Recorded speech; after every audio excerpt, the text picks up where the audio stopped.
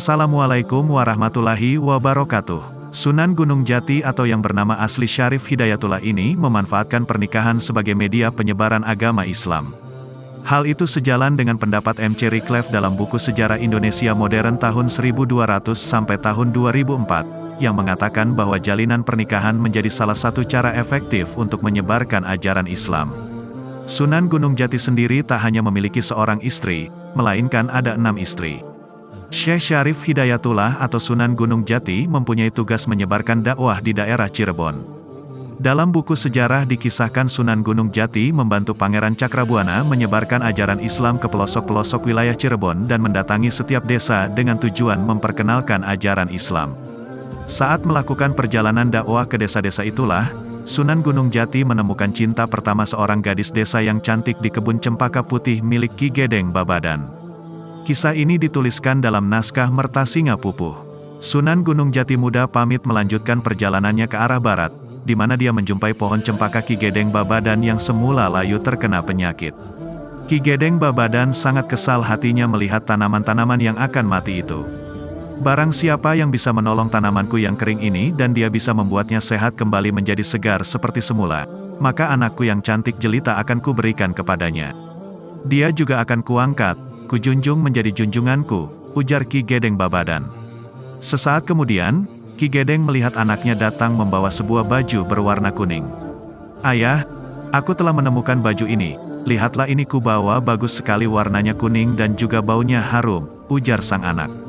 Aduh anakku, mengapa baju itu engkau ambil? Kubayangkan tentu pemiliknya akan kehilangan, nanti kamu akan dituduh mencuri baju itu. Ini akan jadi taruhan harga dirimu nak.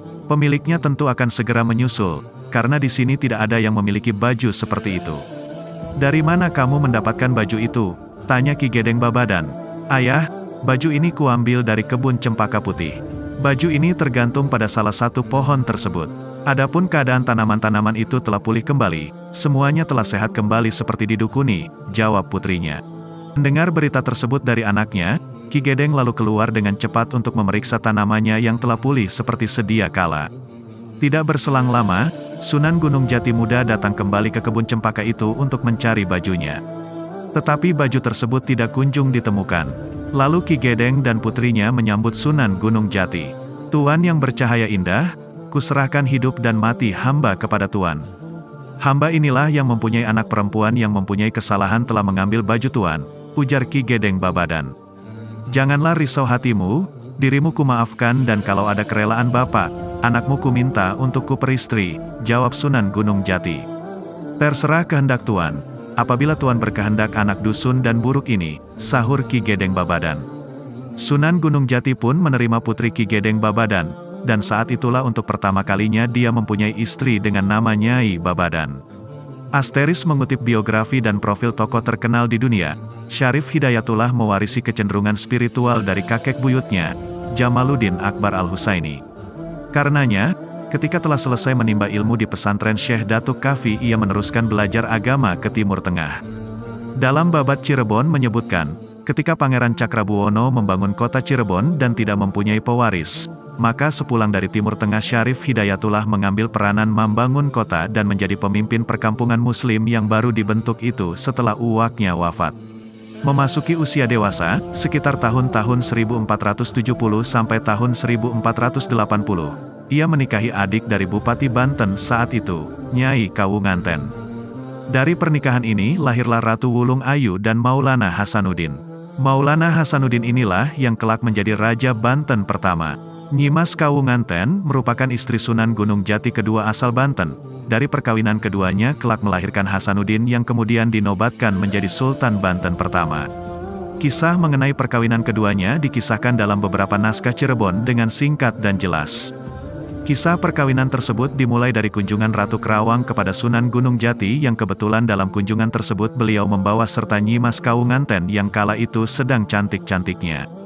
Kisah mengenai perkawinan Sunan Gunung Jati dengan Nyimas Kawunganten diceritakan dalam naskah Mertasinga Pupuh 18. Dari perkawinan keduanya lahir seorang anak perempuan yang diberi nama Ratu Winaon, kemudian adik laki-laki yang diberi nama Pangeran Sebakingkin yang kemudian menjadi Sultan Banten. Adapun Ratu Winaon, kelak diperistri oleh orang seberang yang bernama Pangeran Atas Angin yang berkedudukan di Jambu Karang.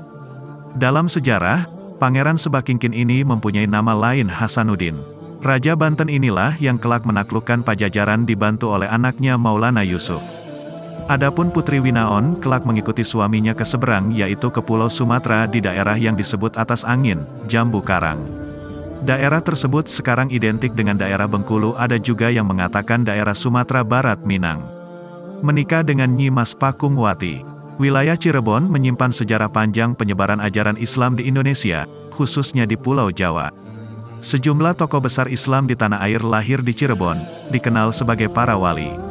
Mereka berperan besar menyebarkan ajaran Islam sebagai agama rahmatan lil alamin ke berbagai penjuru tanah air. Pernikahan Sunan Gunung Jati selanjutnya dianggap sebagai perjodohan yang paling berpengaruh dalam penyebaran Islam di Cirebon dan Priangan. Penelitian yang dilakukan Asobana Harja Saputra dan Tawalinuddin Haris dalam buku Cirebon dalam 5 zaman, abad ke-15 hingga pertengahan abad ke-20 menyebut jika tahun 1479 Pangeran Cakrabuana menyerahkan kekuasaannya kepada Sunan Gunung Jati. Saat itu, Sunan Gunung Jati telah resmi menikah dengan putri Pangeran Cakrabuana dari Nyai Mas Endang Gelis, yaitu Nyi Mas Pakungwati.